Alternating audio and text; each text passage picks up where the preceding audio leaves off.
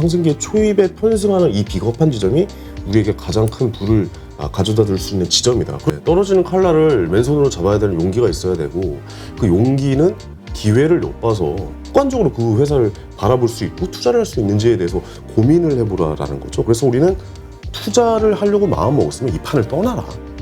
당신의 시장이 아니다. 오늘 모신 분은 비겁한 돈 책의 저자이시죠. 황현희 저자님을 모셨습니다. 네, 안녕하십니까. 반갑습니다. 네, 예. 저자님이라고 소개하니까 저도 좀 어색한데 정말 많은 분들이 좋아하시는 개그맨이시죠. 그렇죠. 개그맨으로 네. 오래 활동을 했었는데 이렇게 또 책이라는 것을 또 통해서 인사를 드리는 게 익숙하진 않지만 그래도 또 새로운 장르에도 도전을 하고 있는 것 같아가지고 되게 굉장히 좀 하루하루가 좀 즐겁습니다. 그리고 항상 제가 선생님처럼 여겼던 이 815 머니톡 정말 저는 매일 거의 보거든요. 아, 그래요? 아유, 고맙습니다. 밥 먹을 때도 그냥 맨날 틀어놓고 이렇게 목소리를 들었는데 이렇게 만나뵙게 돼서 진짜 영광이고 그동안 너무 감사했다는 말을 꼭 좀 전해드리고 싶습니다. 제가 배꼽 인사를 한 번 더. 네, 보통 이렇게 방송 활동하시는 분들이 수입이 좀 일정하지는 않았잖아요. 그럼요. 네, 예. 그러다 보니까 이제 항상 부업을 생각하고 재테크를 고민하시는 거는 이제 여러 방송들을 통해서 알고는 있었는데. 네네. 어떤 부업의 형태가 아니라 이렇게 그러니까 투자를 통해서 이 재테크를 하신다는 거에 대해서 저도 좀 깜짝 놀랐거든요. 그리고 예. 그 성과가 상당히 크다. 전문가도 놀랄 정도다. 이렇게 얘기를 들어서 네, 그래서 오늘 이제 그 비교를 좀 배우고자 이렇게 모셨는데. 초대해 주셔서 감사합니다. 예. 네, 자 그러면 언제 주식 투자를 시작했어요? 주식 투자는 정확하게 말하면 투자라는 거에서 포괄적으로 한번 생각을 해보면 2014년에 이제 개그 콘서트를 퇴출되면서 그때 당시 그 생각을 했죠. 내가 아무리 내 청춘을 바쳐도 나는 아웃이 될 수가 있겠구나.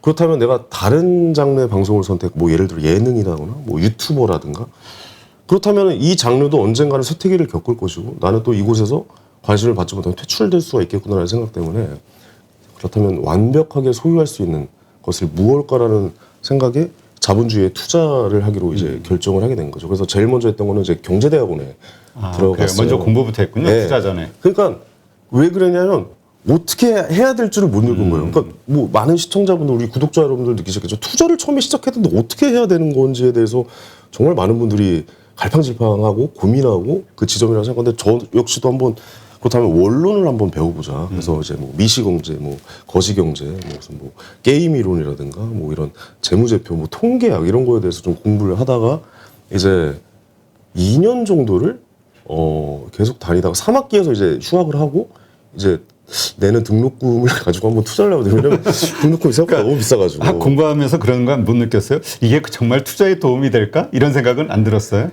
그러니까 이 현실적인 투자에 대해서 공부를 해야 되는데 근데 결론은 굉장히 많은 도움이 그죠, 되고, 나중에는. 예, 거시경제 같은 경우는 전체 판을 읽을 수 있는 눈을 만들어준 데 도움이 많이 되는데 저는 그 무엇보다도 도움이 됐지만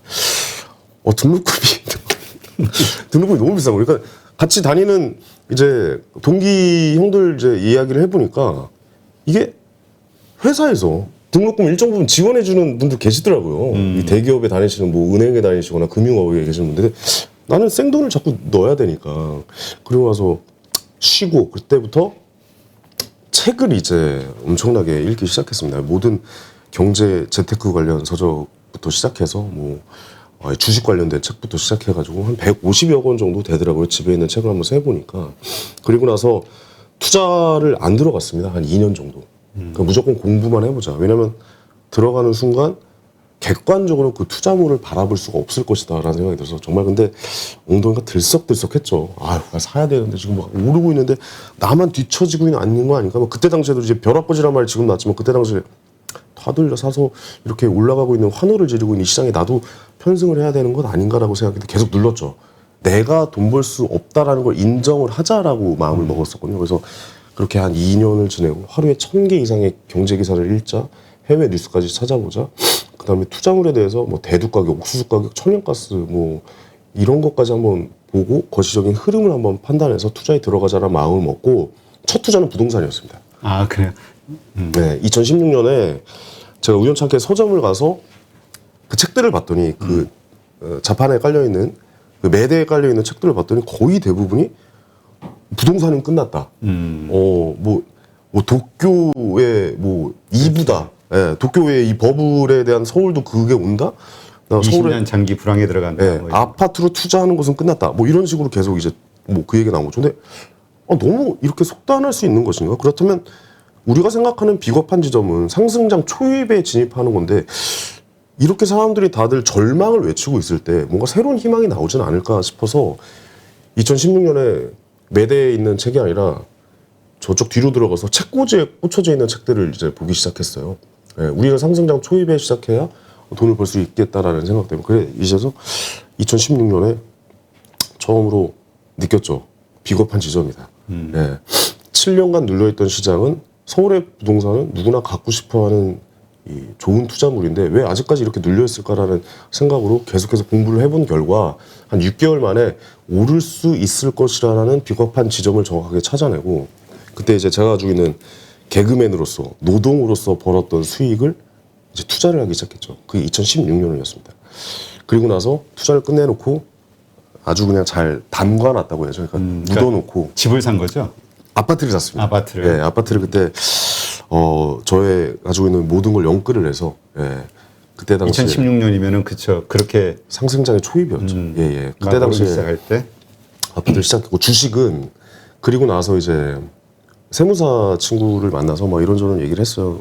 뭐 아무래도 세무사다 보니까 재력 있는 분들을 많이 만나는 예, 그런 시간이 많잖아요. 그렇다면 그분들의 일상에 대해서 좀 얘기를 좀 해줘라. 난 어떻게 그분들의 일상을 배워 나갈 것인가에 대해서 이야기를 해본 결과 부동산 부자는 유동성이라는 부분에 있어서 좀 생활의 삶의 질이 뭐 현격하게 늘어나지는 않는다라는 결론을 얻었고 그렇다면 삶의 질이 현격하게 올라가기 위해서는 무슨 투자를 해야 되는 것이냐고 물어봤더니 주식하시는 분들은 현금의 유동성이 굉장히 좀 빠르고 본인이 원하는 선택하는 지점에서 현금을 만들 수 있는 분들이 많아서 주식 투자가 굉장히 적합하다.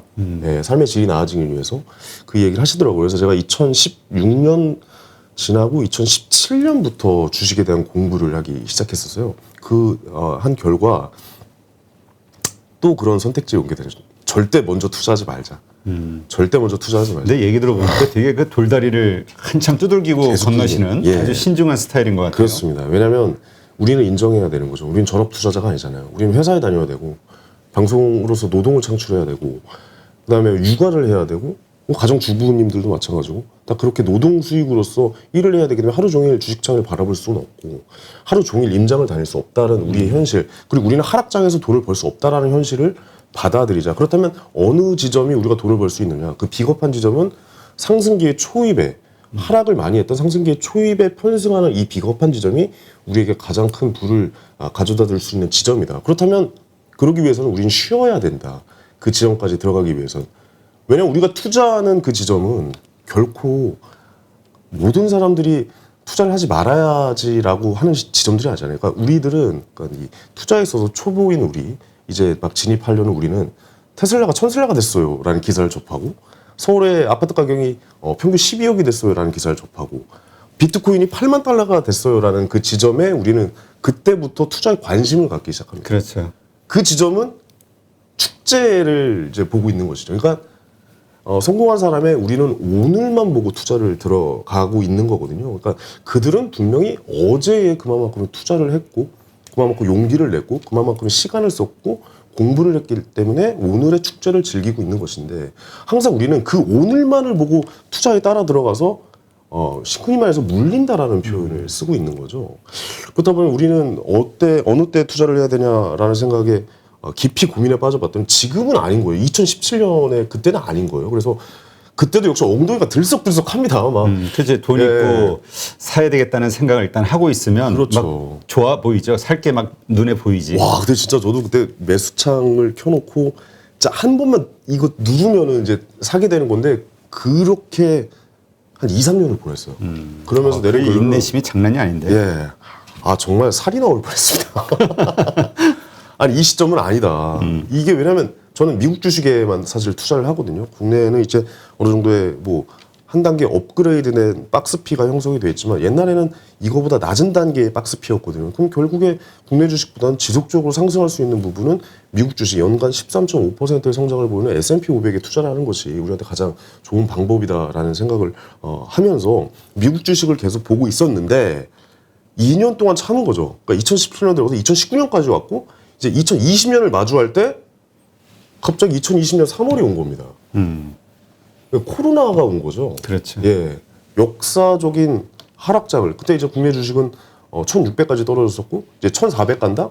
뭐 이제 애널리스트들은 1,100까지 갈 수도 있다라고 기사를 완전 쏟아내고 있을 때 그때부터 이제 저도 이제 10% 하락 보일 때마다 말뚝을 받기 시작했어요. 한국 주식, 미국 주식에? 미국 주식에 받기 시작을 했습니다. 10% 하락할 때마다. 그러니까 지금이 내가 돈을 벌 수 있는 유일한 지점인 비겁한 지점이 될 수도 있겠다. 왜냐면 근데 이 기회는요. 한번 생각을 해보십시오. 이게 기회라는 걸 알아야 이 기회를 잡는 거거든요. 그렇죠. 그럼 그동안 평상시에 이 경제라는 부분에 있어서 이 거시적인 측면 안에서 굉장히 어떻게 돌아가고 이 시스템이 어떻게 받아들여지고 이게 이렇게 진행될 것이다라는 걸 예측을 하고 있고 왔을 때 확 잡아야 그 기회를 잡는 건데 우리는 그것도 모르면서 이게 기회인지도 모르면서 계속 지나치고 있었던 것이죠. 이 경제에 대한 공부를 그렇죠. 평상시에 하지 않고 있었기 때문에. 그래서 저는 2020년 3월 이거는 인생일 때 몇 번 오지 않는 정말 큰 기회다라고 생각하고 그때 이제 10%씩 말뚝을 받기 시작했는데 너무 빨리 반전을 한 거죠. 네. 많이 미처 가지고 있는 돈을 다 사기 전에 네, 다 들어가지 못하고 한 3개월 만에 바로 회복이 됐으니까 그러면 또 거기는 또 비겁한 지점이 아닐 수도 있겠다는 생각을 했는데 이건 신의 영역이죠. 이거는 맞출 글쎄. 수가 없는 겁니다. 그리고 나서 나는 아무도 모르지. 엄청난 더 상승을 보였던 것이죠. 그러면서 안타까워했죠. 아, 내가 더 넣었어야 되는데. 하지만 그런 후회 주장하면 안 된다는 게 우리는 그걸 맞출 수가 없습니다. 예, 기회가 왔을 때 그 기회를 알아차리는 능력만 가지고 있으면 되지. 그걸 우리가 아, 지금 팔아야지, 지금 사야지라는 걸 맞춘다는 것은 우리 같은 초보 투자자들한테는 불가능한 일이라고 봅니다. 예. 하여튼 그래서 그 미국 주식 코로나 때 샀던 그 주식이 네네. 상당한 수익을 내기는 했겠네요. 생각해보면 그때 부동산 2016년도에 비겁한 지점에서의 그 상승장 그리고 그 이후에 지금까지 이어지고 있죠. 2020년 이후에 그 상승장을 조합해보니까 이 비겁한 지점을 잘 찾아낼 수 있다면 평균 3배의 수익을 얻을 수 있다라는 결론을 얻고 그것을 확신해서 예, 책으로 많이 이제 옮겼던 내용이죠. 자, 그러면 이제 그렇게 투자해서 그럼 거의 3배에 가까운 수익을 내신 거예요? 네네네. 아, 모든 처음에 미국 투자를 주식은 뭘 샀어요? 처음에 저는 엔비디아를 아, 샀어요. 엔비디아 가장 엔비디아랑, 핫한데 요즘. 네, 엔비디아랑 마이크로소프트 그때 뭐 약간 가장 이제 빅테크죠. 네, 애플, 테슬라, S&P 500 스파이죠. QQQ 나스닥이죠. 스파이 G까지 샀습니다. 스파이 G라고 해서 이제 스파이 G는 이제 그로우라는 성장주 중심. 예, 예. 그런 주 중심으로 잡고 ARKK, ARKG까지 제가 재산을 넣어서 저의 이제 모든 시드를 넣어서 투자에 상승하는 그 국면들을 눈으로 직접 지켜보고 거의 3배 정도의 수익이 났던 거를 느꼈죠. 근데 그 중에서 ARKG는 아직까지 갖고 있습니다.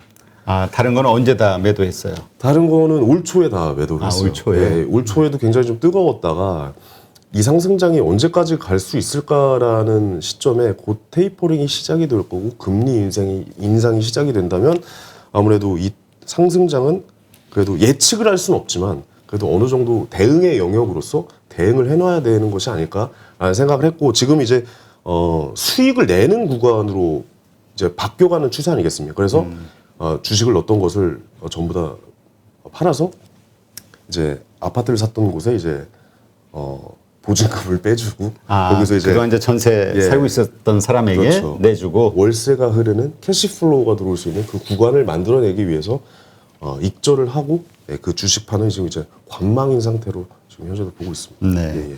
사실 이렇게 얘기 들어보니까 사실 초보자 치고는 네네. 정말 프로페셔널하게 했다는 생각이 들거든요. 아닙니다. 근데 예. 프로페셔널과 그렇지 않은 아마추어의 차이는 사실 자기 마음을 다스리는 데 있다고 저는 생각이 되는데 그게 제일 중요한 것 같습니다. 아, 그게 쉬운 게 아닌데 프로들도 그게 쉬운 게 아닌데 맞습니다. 돈 들고 있으면 바로 지금 오르는 거 보고 옆에 돈 버는 얘기 들리고 하면은 네네. 바로 질르거든요. 그러니까요. 사람 심리가. 예, 예. 저는 벼락부자는 없다고 생각해요. 그렇다면 벼락거지도 없다라고 생각을 하거든요. 그러니까 아까 말씀드렸던 부분 중에서 그만큼 얼마나 우리가 관심을 갖고 그 투자물을 바라보고 이 투자에 들어가는 시점에 대해서 고민을 누가 더 많이 하고 누가 더 용기를 내느냐의 싸움이라고 보는 거거든요. 그러니까 돈에 대해서 우리는 어떻게 받아들일 것이냐에 대해서 한번 좀 생각을 해보는 시간을 쉬면서 가지셨으면 좀 좋겠는 게 그 시기는 누가 알려주지 않거든요. 누가 알려주지도 않고 누가 이렇게 해라라고 뭐 유튜브에서 뭐 전문가분들 나와서 많이 얘기하지만 결국 내가 하는 거잖아요. 그렇죠. 예. 그 저는 뭐 그런 생각도 해요. 2008년에 나는 왜 KBS에서 연예대상을 받아서 서브프라임 모기지원 사태를 나는 그냥 흘려보냈을까? 맞아. 그거 후회하시는 분들 많죠. 아, 그러니까요. 나는 왜 그 노동 수익을 위해서, 물론 너무나 행복하게 시청자분들의 과분한 사랑을 받으면서 너무나 행복하고 그 행복이 전부 다라고 알고 있었는데 나는 그때 왜 경제에 관심이 없어서 이 축복받은 이 시기를 뭐 누군가한테는 축복이죠. 누군가한테 굉장히 슬픈 일이 일 수가 있겠죠. 하지만 투자를 앞두고 있는 분에게는 굉장한 축복이죠. 왜냐하면 반등을 할 수 있을 거라는 기대감들이 많았죠. 근데 사실 그때 떨어질 때는 망할 줄 알았던 그치. 얘기도 많아요. 그것도 굉장히 용기거든요. 그렇죠. 왜냐하면 지금 우리가 좀 되돌아보면은 네. 그때 이 우리 스페인 대유행 독감 유행 떠올리면서 세상이 거의 망할 것처럼 그렇습니다. 생각을 했었거든. 그때 세계 대공황도 그랬고. 예, 예. 뭔가를 산다라는 거는 그렇죠. 그때도 그랬고 세계가 경제가 이제 회복할 수 없는 길에 들어간다. 그렇죠. 예, 예. 그랬으니까 그때 뭔가 투자를 한다는 것 자체는 쉬운 건 아니에요. 떨어지는 코로나 때도 측면에서. 마찬가지였습니다. 예, 떨어지는 칼날을 맨손으로 잡아야 되는 용기가 있어야 되고 그 용기는 기회를 엿봐서 그래서 제가 앞에 쓴 게 이제 결국 용기 있는 기회주의자가 부를 얻는다라고 쓴 게 그러니까 사실 지금은 돈을 벌 타임이다. 이걸 딱 캐치한다 이거죠. 그렇죠. 왜냐하면 정신을 내려놓고 있으면 그 기회를 찾을 수가 없거든요. 2008년에 저처럼.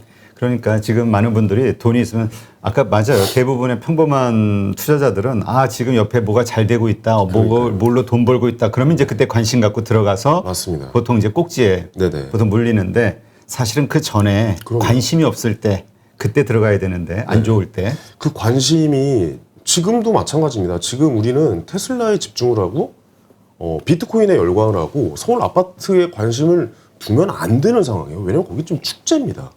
우리 같은 초보 투자자들은 이 시점에 들어갔다가는 그 사람들 술값 계산해줘야 되는 시장이거든요. 그렇다면 지금 당장 관심이 없는 분야는 어딜까라고 생각을 통해서 그 지점들에 대해서 정확하게 점을 찍고 엉덩이가 들썩들썩하고 들어가고 싶지만 참아야 되거든요. 저도 진짜 그거 되게 고생 많이 해요. 진짜 막 지금 들어가야 되는데 막 진짜 어떻게 해야 되지? 그래서 저는 한번 테이프로 제 다리를 묶어놓은 적도 있었어요. 회사에다가 엉덩이 붙이고 가만히 앉아있자라는 의미로 그렇게 2년 3년을 보내고 이제 그 시장을 그 기다린 덕에 그 비겁한 지점을 그 시작을 정확하게 할 수도 있었죠. 근데 그것도 거기도 또 이제 용기가 필요한 그렇죠. 엄청난 용기가 필요한 그 지점이라고 볼 수 있습니다. 예. 하고 싶은 거를 참는 것도 용기고 정말 모두가 두려워하거나 이게 정말 기회일까? 맞습니다. 예. 확신이 100% 있지는 않거든.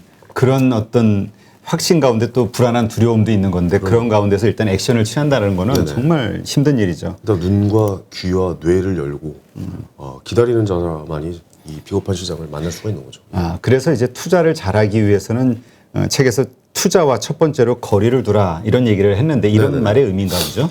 그렇습니다. 그러니까 투자를 처음 하려고 마음 먹으신 분들은 뭘 사야지부터 걱정을 많이 하세요. 그렇죠. 네, 어떤 투자물을 내가 내 자본을 넣어서 내 시드머니를 넣어서 어떻게 불릴지라는 말을 하시는데 제가 좀 재밌는 말이긴 한데 이 말을 좀 드리고 싶어요. 마이크 타이슨이 그런 말 했거든요. 누구나 고민이 있는 거죠. 그러니까 누구나 계획이 있죠. 계획은 있죠. 누구나 계획은 있다. 한 대 쳐 맞기 전까지 막 이런 말 했잖아요. 누구나 돈 벌 계획은 있어요. 마이너스 30% 맞기 전까지는. 이런 계획들은 다 머릿속으로 뇌피셜을 돌리고 있거든요. 사람들은. 다 계획이 있죠. 이렇게 해서 우리 한 1,000만 원만 넣어서 100만 원만 벌면 핸드폰이나 좀 바꿔봐야겠다. 뭐 이런 그렇지. 계획들이 있죠. 근데 그 구간에서 마이너스 30%를 맞아버리면 진짜 멘붕이 오거든요. 잘못됐다라는 걸 이제 그때서야 알게 되는 거죠. 보통 우리가 주식 가지고 그러니까 산 주식에 대해서 공부를 하는 거는 네. 마이너스 20, 30% 되고 나서부터라고 하잖아요. 그때부터요. 근데 한번 본인들 주변에 한번 되물어 보세요. 내 주변에 주식으로 돈 번 사람이 몇 명이나 있을까라고 한번 생각을 해보세요. 거의 없습니다. 거의 다 잃었다고 하고 거의 다 힘들다라고 하고 벌고 싶은 사람들 그렇게 전문적으로 뭐 하시는 전업 투자자분들 아니고 일반 우리가 회사 생활하면서 투자하신 분들 수익을 그렇게 많이 낸 분은 주변에 찾기는 힘들어요. 이게 왜 그러냐면 그렇게 했으면 누구나 다 부자가 됐겠죠. 그렇죠. 그래서 저는 일단 투자를 떠나야 된다는 의미는 일단 쉬면서 이 투자문에 대해서 기본적으로 공부를 하셔야 되고 이 흐름에 대해서 받아들여야 되시는데 왜냐면 이때부터 투자를 하기 시작하면 확증 편향에 들어가게 됩니다. 그러니까 예를 들어서 제가 삼성전자 주식을 샀다라고 생각하면 삼성전자가 오를 거다라는 기사만 찾아보게 돼요. 그렇죠. 그리고 삼성전자가 올랐으면 좋겠고 라는 생각을 합니다. 그러다 주변에서 이제 냉정한 얘기, 반도체 슈퍼사이클이 끝났다라고 얘기를 하면 무슨 소리야? 말도 안 되는 소리야. 이거 정치랑 약간 비슷합니다. 예. 확증 편향이 들기 시작하니까 객관적으로 그 투자물을 바라볼 수가 없는 거죠. 서울 그렇죠. 아파트를 사신 분들은 서울 아파트가 오를 거라는 기사만 보고 서울 아파트를 구입을 못 하신 분들은 빨리 좀 떨어졌으면 좋겠다라고 생각을 하시는 거란 말이죠. 그렇기 때문에 어떤 투자물을 객관적으로 보기 위해서는 아무런 감정도 들지 말고 회사랑 사랑에 빠지셔도 절대 안 되고요. 그걸 정말 객관적으로 그 회사를 바라볼 수 있고 투자를 할 수 있는지에 대해서 고민을 해보라라는 거죠. 그래서 우리는 투자를 하려고 마음 먹었으면 이 판을 떠나라. 당신의 시장이 아니다.